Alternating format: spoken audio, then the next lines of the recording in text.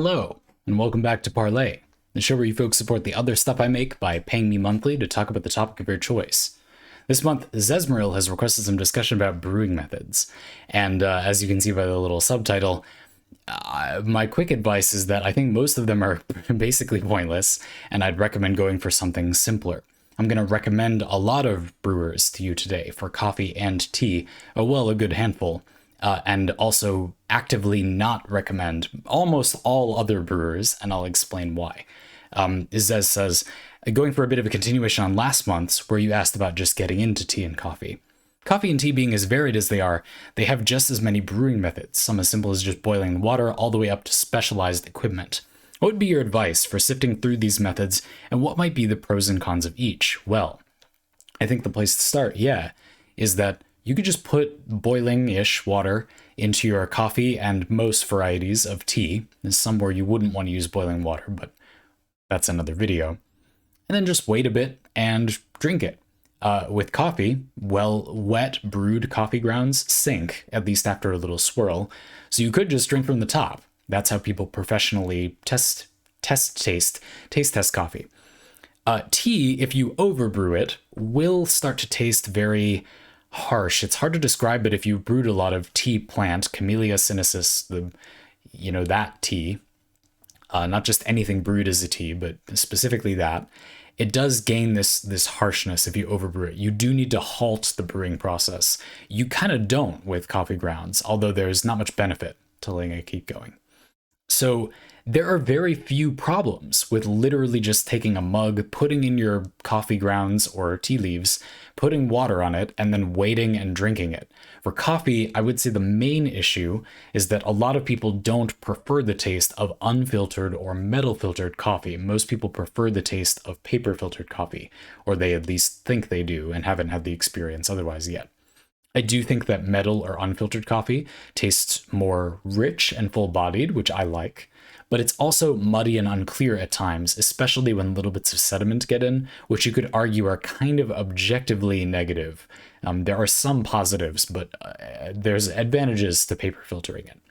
For tea, I think the main disadvantage of that very simplest way of brewing is simply that your tea will overbrew, so you'd like a way to more easily halt the brewing process. Also, when you buy kind of medium quality tea leaves, as I highly recommended in that previous parlay, well, the great thing about tea is, better quality tea leaves, they brew more tea up to a point. So all things being equal, which they a little bit are, there really isn't a reason to buy lower quality tea because you're not trading quality for quantity. You would have gotten more tea if you bought better quality tea, and it would taste better. Obviously, that doesn't mean there's no tea that is cheaper for more tea. But broadly speaking, I think it's a pretty reasonable investment in your taste buds. So I'd recommend going on the internet, finding a tea vendor, and buying some good quality loose leaf tea. There's so many of these. If you check Reddit, for example, it will be trivial to find lots of vendors for this stuff. It's very easy. Please go do that. I promise it will not be hard. In 5 minutes, you'll be shopping tea. And if you want recommendations, you can always message me on Discord or ask me during a stream. I'd be happy to talk about it, I assure you, because I drink so much coffee and tea. When we look at brew methods, therefore, we're going to be looking at things that do as little as possible to solve those problems.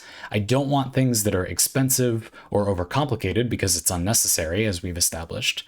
And I'm also going to be avoiding brew methods that add points of failure. I can understand why somebody would want a brewing method that required some user input, or there's a chance of failure or a way to do better. Because if this is your morning ritual, brewing coffee, for example, I could get why the experience of focusing on making a manual pour-over might be satisfying to you. But I'm quite confident claiming that a perfectly made manual pour-over does not taste better in any meaningful way than a perfectly brewed insert brewing method here that has less skill involved. It might taste different in some quantifiable way, but I don't think there's any meaningful way to say that you get something superior by putting in more effort in coffee brewing, which is fantastic because it means that people that don't care about that are no worse off. I'm not saying there's anything wrong with those brewing methods. Quite the opposite. If you like them, cool.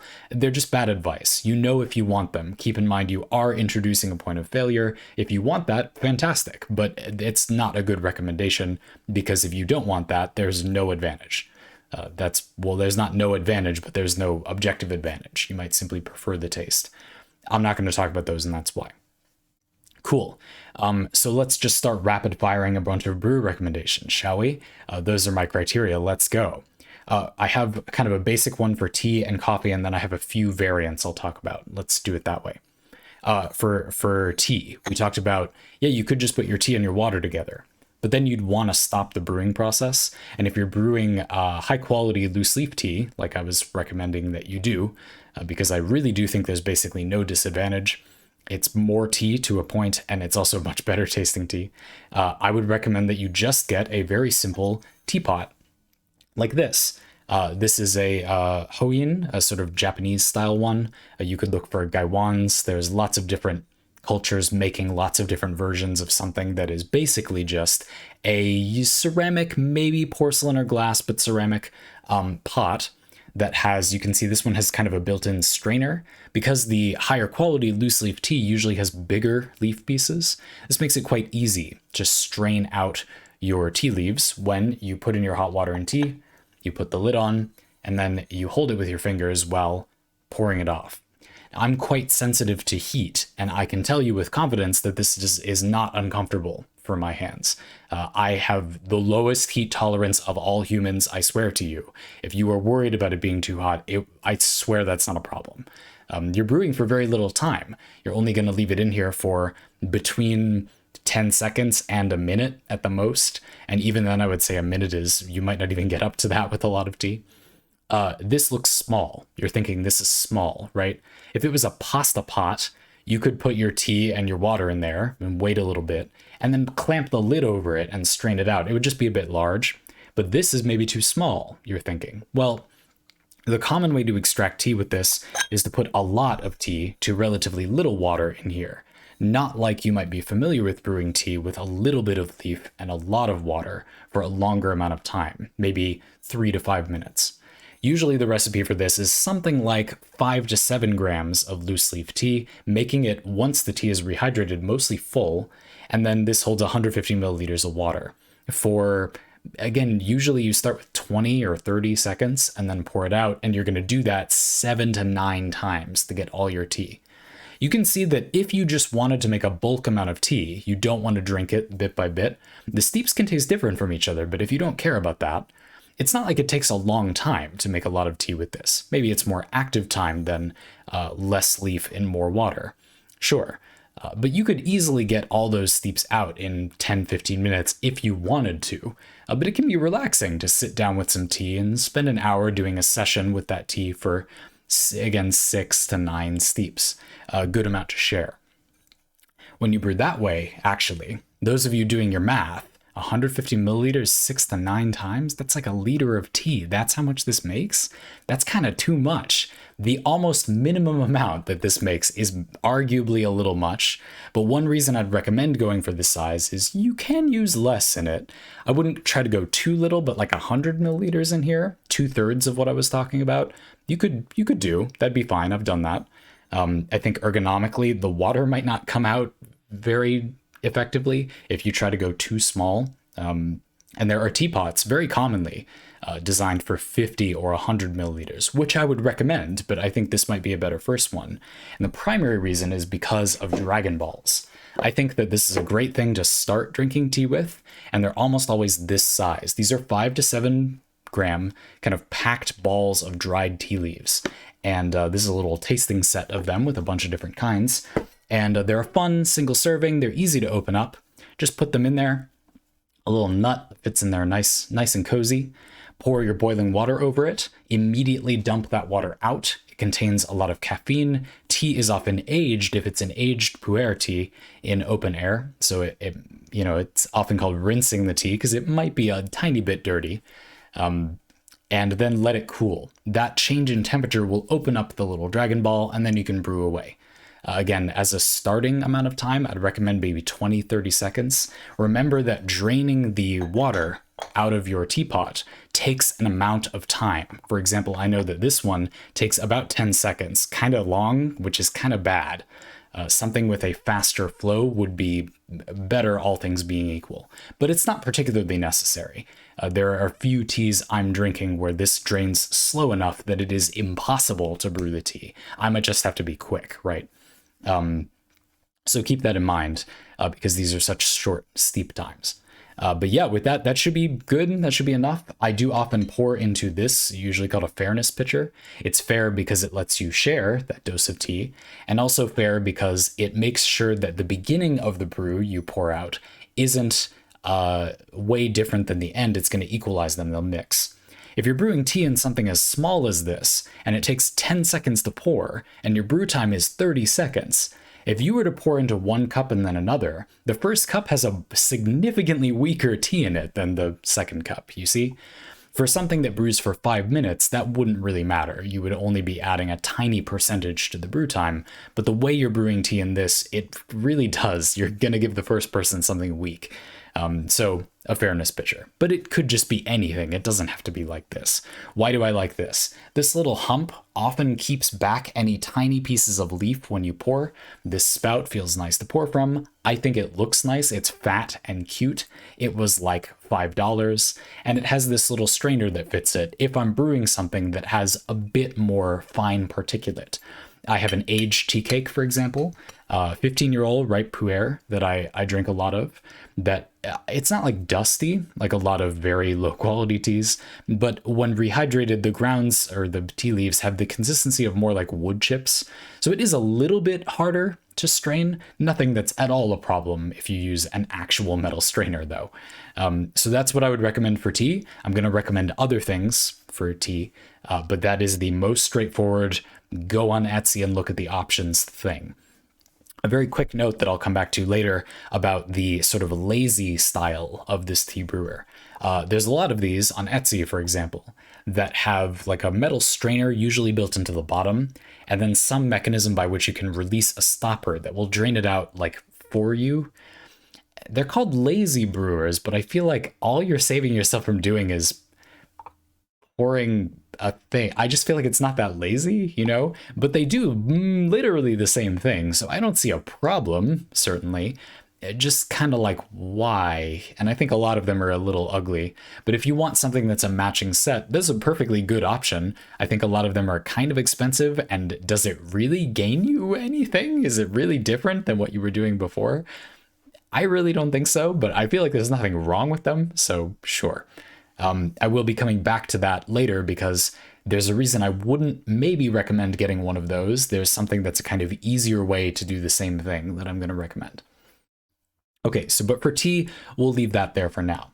For coffee, it's probably obvious to people that brew coffee and know me fairly well which coffee brewer I'm going to recommend. I mean, it's going to be the AeroPress, right? The modular, indestructible, relatively customizable brewer of the people. I mean, it's fairly obvious that I'm going to say the AeroPress. I do think this is the best overall broadly available way to brew coffee. It's basically indestructible. It's very cheap. It's made of BPA-free plastic, plastic that won't leach into your food. And it's very simple to use. It's versatile too. It solves the problem I mentioned before about scale capacity. Did I talk about that yet? The thing where if you buy a cheaper scale, which I'd recommend, you can buy a $10 jewelry scale or something. And the only problem with these is that they don't have a very high weight capacity. That is, they won't measure if you have a lot of weight on them. The problem with this is that if you use a sort of regular brewer, for example, let's say that you put the filter cap, we'll talk about that in a second, an AeroPress, and you plop it down on a mug, this already almost overloads a cheap scale's weight sensor. If you pour water in it, it's going to overload it and not measure that.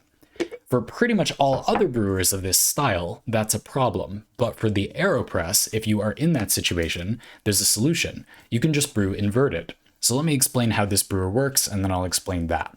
It's pretty simple at base. You have a filter cap. This is going to come with papers. One of the many advantages of the AeroPress is that it has small, cheap papers. I use 2 usually. put them in there. You don't have to wet them. It's so little paper that there's really no meaning to rinsing them. You'll slot that in here, just like that. You'll put your ground coffee in here. You'll put your water in here while it's over a mug, and then you'll simply slip on the plunger to create a simple little vacuum that will hold the rest of the water in here. You'll wait a few minutes, give it a gentle swirl, and gently press. Again, you can look up AeroPress brewing techniques. That's not the focus of this video, but it's so simple, and that's kind of the point of this entire recommendation, that it's not hard to, like, that's how you use it. It's not complicated. And it's easy to clean too. Once you're done pressing, which will be hard because there's nothing in it and you're not supposed to press hard, but I'm just going to press through. Once you're done with it, you can take off the cap and your ground coffee and paper will be in here. You can just, give me that snap. Yeah, you can just pop it out into the trash, wipe off the plunger, and you're done. The cleanup is a masterpiece. The first time you do that with an AeroPress, ooh, like you can never go back. The preheating is non-existent. This plastic, is a very good thermal insulator. So your boiling hot water you're using to brew your coffee in here is going to be pretty much the temperature it is. You're losing very little heat. I'm going to give you another example of a brewer in a minute that is almost the same as this, but has massive thermal retention problems or preheating problems, where this has like none at all. It's like infinitely good at that. Finally, if you wish to, you could use a metal filter with your AeroPress. You can get, this is the Disc Fine, not sponsored, but you could just go buy this for like 10 bucks. Maybe it's cheaper than that. Stick it in and you've got metal filtered coffee. It's pretty common actually for people to stack the coarser one. This comes with a coarser, thicker disc that I don't think is really adequate for just making a cup of coffee, but you can use it to stack with a few paper filters. And you might do that because the AeroPress has, you can see, little spaces on the side. This will let through a tiny amount of particulate and oil. I think this gives you a balanced medium between metal or unfiltered coffee and purely paper filtered coffee that, in my experience, most people have not found at all objectionable. You might prefer something that's more pure paper filtered, but in exchange for that small change in the coffee, you do get a lot of other problems. I'm going to give you an example in a few minutes. So personally, I think this is a really good hybrid solution. And if you really don't want that sediment in there, again, there is kind of something you can do. I would definitely recommend buying the set of discs, the coarse disc and the Disc Fine, off the internet. They're readily available. They're not expensive. When you buy an AeroPress, I consider that kind of an essential accessory. And it's already so cheap, and these are cheap enough that it's just like, why not? We're not going to talk about coffee brewers. We talked about, coffee grinders. We talked about that in the other one. We're talking about coffee brewers. But I want to talk about the inverted method. If your scale is going to overload, you can, instead of brewing this way that I showed you, you can brew like this. You simply stick the plunger into the bottom, like so, and then you're going to put your coffee and water in here. You can put this on a scale, and it's very light. This won't overload any meaningfully useful scale. You'll put your cap on, like before, like so, and you'll wait a little while, and then instead of giving it a swirl before you wait a moment and then gently press, you'll just give it a flip before you wait a moment and gently press. I'd maybe give it a swirl too. This is a little more dangerous. If you don't get your plunger in a good amount and hold it firmly, taking your time of course, then it's possible it will spill. You'll see a lot of horror stories about that on the internet. But I think people really overblow how dangerous this is and have missed the benefit, which is that it's easier not to overload a scale. It's arguably a little more precise. If you brew right side up, you'll see a little water fall through. This doesn't make it taste bad, in my experience, but it is less precise than here, where obviously no water will fall through. It's purely stuck in that little plunger spot. So sure, I don't know if that matters, but it is technically a benefit this has. There are a few other popular inverted brewing method things you can do, but I think those are kind of outside the scope of this video. There is one I want to talk about a lot that involves making basically an espresso style category of drinks using an inverted AeroPress brewing method that always wins the AeroPress competitions, and a microfoamer, but that's really something for another time. That is how I would deal with having an espresso machine, since they're just too expensive in my opinion. But again, way outside the scope of this video. Sorry. We could talk about it some other time, I promise. The AeroPress. Pretty simple. As a little added bonus, if you decide to go for a hand grinder, a lot of them fit in here. So it's really easy to travel with. Those are, again, I just feel like the simplest methods that prevent as many variables as possible from affecting you that you can use to brew coffee and tea. Now I'm going to show you a few more things, and I hope that these will help give you an idea of what else might be out there and how you could tackle those things. The first thing I want to show you is another way you could choose to brew coffee and tea, which is with a straw. Well, you would drink it with a straw. You would brew it by doing nothing at all. You would simply put your water and coffee or tea together, and then you would just drink it with a straw. This is a bombilla, hopefully pronouncing that okay, a tea drinking straw that I believe is traditional to Brazil, where they often drink yerba mate with it. Now, because tea will overbrew if you leave it too long, this is usually used for colder brewed tea or just slower brewed tea.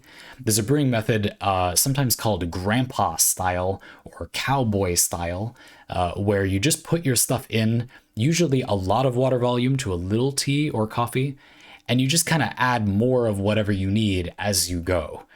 Not very precise, but if you get used to a certain tea or coffee, especially tea, you might have a lot of it for a long time, and you'd brew the same one over and over. You might kind of get to know it, and that could work well. Again, this could work well for large leaves. It could work well for a tea, like an herbal tea, where it doesn't taste bad if you brew it for an infinite amount of time. Peppermint leaves come to mind, etc. So I don't know, or for like cold brew, I use this a lot. Something I do very often is at the end of my tea brewing session in this, I take my leaves and I put them in some kind of jar or something with water, and I leave them in the fridge overnight. Then I drink the resulting cold brew bonus steep of tea using the bombilla. And then I just dump out the leaves. This gets you a little more tea out of them, and because caffeine dissolves very readily, this is a mostly uncaffeinated tea.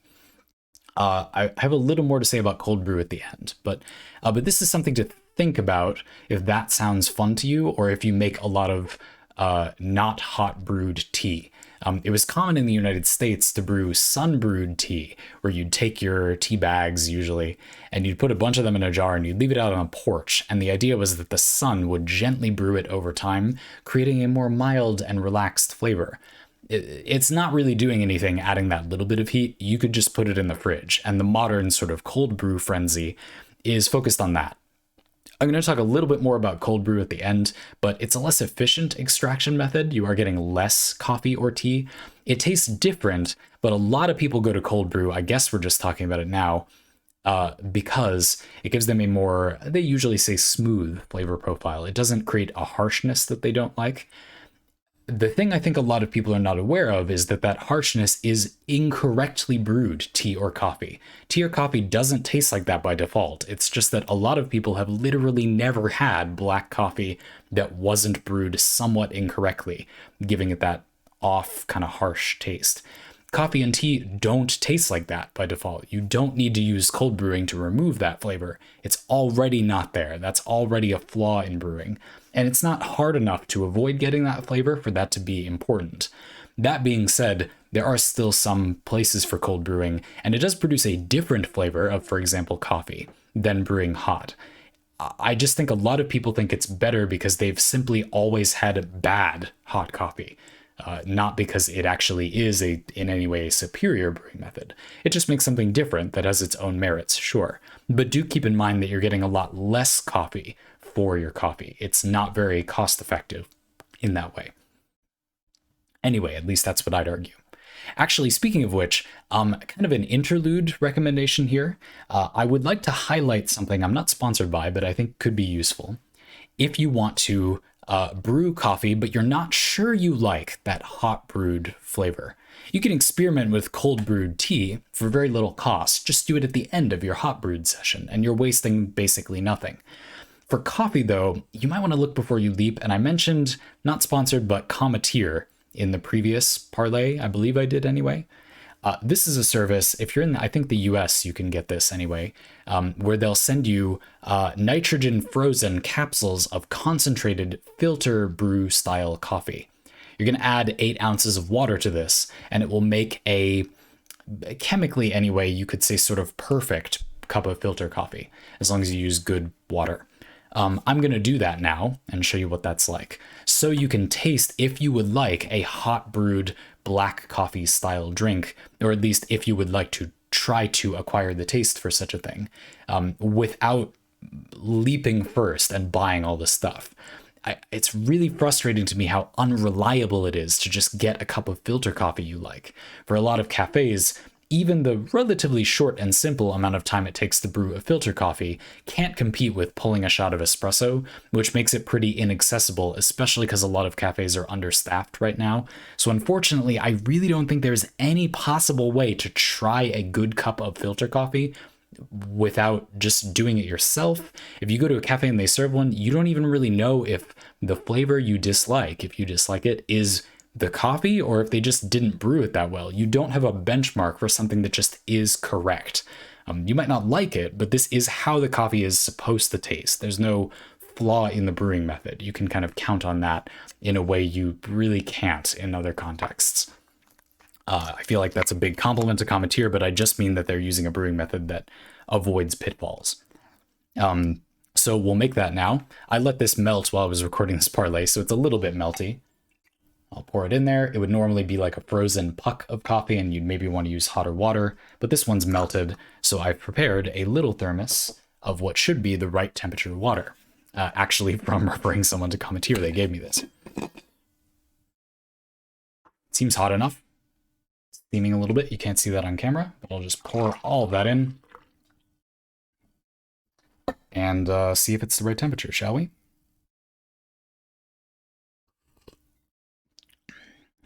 Yep, pretty much perfect. Great, tasty. I'll enjoy that after we're done recording. But that's really easy as a way to just quickly test, right? And then you could see if this concentration with this type of category of extraction method is a type of coffee that you like the taste of before you just go make a bunch of it yourself. I also find Cometeer really useful to have around, a few of them around in the freezer as a benchmark, or like if I brew coffee and it sucks, but I still want coffee and I don't want to make another one, it's nice to just, all right, well, today I messed up, I'll just go grab a Cometeer pod.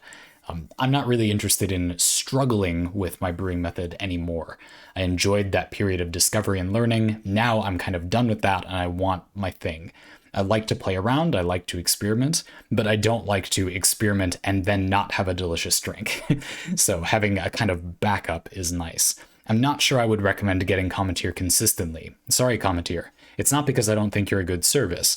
It is a bit expensive, and again, I think its strongest points are allowing you to look before you leap with the taste of filter coffee that you know is effectively brewed, and to have a backup every so often.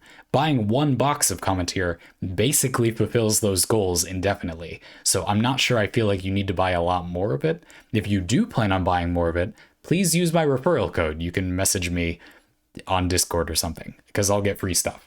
I'm not affiliated with them, that's just the thing they have.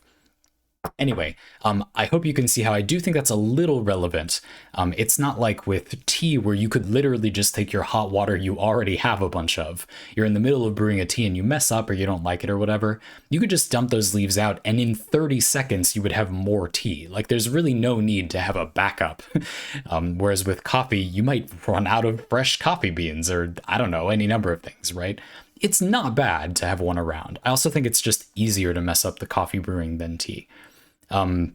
There are lots of things to think about when brewing your coffee that I kind of didn't get into because with the AeroPress, I don't think you need to worry about them, but you want that bed to be even. If you push water past the bed of coffee and it scrapes off more material from some of the coffee than others, that will taste harsh and unbalanced. I don't fully understand why, but it reliably will taste worse than if that bed is flat. I think it's easy to get the bed to be flat in an AeroPress. It's not as easy in other types of brewers, and here's where I'm going to introduce probably the final thing I'll talk about today, which is the Hario Switch.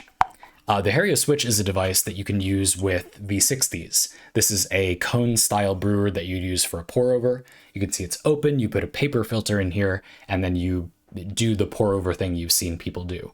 They're trying to pour evenly so that the coffee doesn't brew too fast, the water doesn't brew past too quickly, Doesn't brew too slow, which would make it taste over-extracted and not as good. It doesn't brew unevenly. They don't want to disturb the bed too much or too little so that there's a flat bed of coffee that the water will flow past when it drains out. And they also don't want to lose too much thermal mass. They want to make sure there's lots of water in here for most of the brew so it stays hot, so it brews at the right temperature. Again, you're removing almost all of those variables by just using an AeroPress, and I strongly argue this does not make better coffee. It might make coffee you'd argue is a little stronger in different categories than the AeroPress makes, but I don't think it makes an objectively superior cup of coffee. Speaking scientifically, the extraction level of AeroPress brewed coffee should be higher or the same as this. So the only metric we have, which already doesn't really mean anything, if anything, the AeroPress is just superior. But again, I think for all intents and purposes, it's preference, but that's why I'm not recommending this. What I might recommend is this. This is the Hario switch, a little rubber with a plastic valve. There's a marble in there, you can see. When you flip the valve, it uses the marble to stopper this brewer. This means that you've now created an immersion brewer. The coffee's not constantly percolating by. You have something like what I said I liked about the AeroPress. All the water and all the coffee are hanging out in there, and then when you're ready, you can just pow, just like you would when you plunge, and it will drain down. You could say this is easier. It brews on its own. This is exactly 150 milliliters, this cone. You can add different sized cones. One of the only problems with the AeroPress is that it's small. It's hard, not impossible, there's lots of tricks, but hard to brew more coffee in it. You could just add a bigger cone to your Hario switch. And now there you go. You've got 2 to 3 times more coffee if you want that for 2 to 3 thirsty people. Sure. The problems though, well, they only make these cones that don't have a lip around them, to my knowledge anyway, in glass, which means you will need to preheat this if you want it to be the right temperature. And in my experience, that does change how your coffee tastes. It might not make you go from coffee you think tastes good to coffee you think tastes bad, but this isn't cheaper or easier to use than an AeroPress, in most ways anyway. And the coffee will not taste better unless you preheat this and do everything else correctly. So again, I do feel like that's just an extra step you don't really need in the grand scheme of things. If you don't care about preheating this, boiling twice as much water, leaving it in there you go. You've got more paper, you want to rinse the paper too, although you can do that while preheating. It's not a ton of work, but it's more work for something that doesn't produce a better result. So why? And that's kind of why I haven't talked a lot about brewers I don't like in this video, because it's basically just all of the rest of them. I can't really think of any. If you could eliminate steps without losing quality, that would be good, but I don't think you can, basically. I feel like I have not yet seen a brewer that doesn't. This comes close and adds versatility, so there's kind of an argument there. It's very nice to be able to just put this on top of a glass or whatever. I think this is convenient. I like this. I have been experimenting a little bit with, okay, don't tell anyone, but you can buy a plastic V60 like this. And they come with a little rim around them so they can be put on a glass and used as a pour-over device. But what if you used a saw and a belt sander to remove that lid so it fit into the Hario switch? And then it's not going to have this little bump because they just don't come with that because nothing is easy. And then you used hot glue or something that would be safe for your drinking coffee. Consult your doctor. I need to do more research about this part to make it the right shape and such. And then you could use a plastic one of these. And then wouldn't it be thermally conductive just like this, except you're losing a bunch of heat out the top? Or are you? A lot of people say that's not a big deal. I don't know, but you could test that. You could put a thermometer in it and test it. And maybe I'll do that. And I'm kind of working on doing that right now. But for now, I don't know. It kind of seems like you maybe could get this to be largely just identical to the functionality of an AeroPress, but it doesn't solve the scale weight overloading problem, and it does solve the size problem. You can brew more in it. It would be more versatile. You'd have to do that same belt sanding thing to a plastic, larger V60 cone, but you could do that. They're very cheap. If you break them while doing it, it's okay because you could just buy another one. Nevertheless, doing that is at minimum at least twice as expensive as an AeroPress. So anyway, that's a thing that exists that I don't think is bad, and I think most of the other options are bad, so sure, I felt like it was a good recommendation. Another option I don't think is bad is the Bripe. This is a copper pipe that you put your ground coffee, and I just use boiling water on a kettle, but you could put in water and then use a lighter. To heat it, you wait 3 or 4 minutes, kind of like you're cupping, give it a gentle swirl, and then you drink it. It's got inside of it a metal filter. This doesn't look very effective, but it really has been for me. You can see there's a tiny bit of ground coffee stuck in that one, but not out of the place I'm drinking. It's fine. And they say to give it a gentle blow.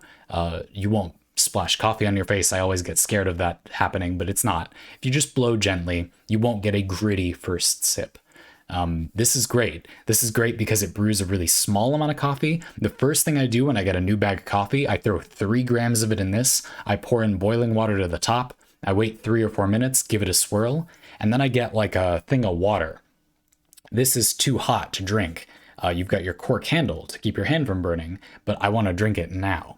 You put it into the cold water to help it thermally conductively cool down, and then you drink it. And slam bam, thank you ma'am, you've got some delicious brewed coffee, and you can taste it in all its glory. I can decide, do I want to paper filter it? Do I like the metal filtered taste? I could use that with my AeroPress. I used very little coffee. It's essentially impossible to mess up because you don't really do anything. You literally just put your you need to have the grind size be sensible. But if you've been grinding coffee for a little while, you just pick like a normal grind size. Come on. We're not going to get into grind size in this video, but you would know a grind size that would be sensible. It's fine. And full immersion brewing, where the coffee sits with all the water, is much more forgiving of grind size anyway. This is just fun to use. It's good for making a small amount of coffee. It's good for trying a new coffee that you like. I like it. It's a bit expensive when it's not on sale, but yeah, like it doesn't make a lot of coffee, of course. But if you have one coffee brewer, the second coffee brewer I would recommend is slam dunk, hands down, the Bripe. Again, also see note at the best brewers for coffee and tea are literally just straws, ? Straws with metal filters are better than all other brewing methods? Kind of, yes, actually. Anyway, didn't think that was going to happen in this video. Do I have anything else here I wanted to show you? Kind of no. Cold brew, do I have anything else to say? Yeah, like we didn't really, it's kind of connected to grinders for coffee, but like a thing about coffee and tea is that I feel like, so cold brew is often used to remove flavors people don't like in coffee. You remember before how I said that, better quality tea, you kind of get more tea. And so you can just get like not up to a point, like medium quality tea, and then brew it in, it's basically just a pot. And there's really no advantage to doing something that would taste less good, but is cheaper, because you would get less of it. And so there's really nothing you're gaining for that. Obviously that's not all perfectly equal, but you get the point. I kind of feel like cold brew is the opposite phenomenon happening. You buy super cheap Folgers coffee grounds or whatever. These are unbearably bad tasting, to me anyway, if I brew them hot. But if you cold brew them, I don't like how that tastes, but it's a lot better. It's a huge improvement. But you use more of them. Now, I'm not trying to say that that's not cheaper enough, that you don't make more coffee despite needing to use more grounds than if you bought good quality coffee. I'm just pointing out that that does close the gap. You can't just look at the amount of grounds you get and say everything about this is equal to the higher quality one because I'm willing to sacrifice taste. A lot of people say they're willing to throw all taste out the window, but they still do something to make their coffee taste better. So I'm just saying that I think you should consider that when you pick your brewing method.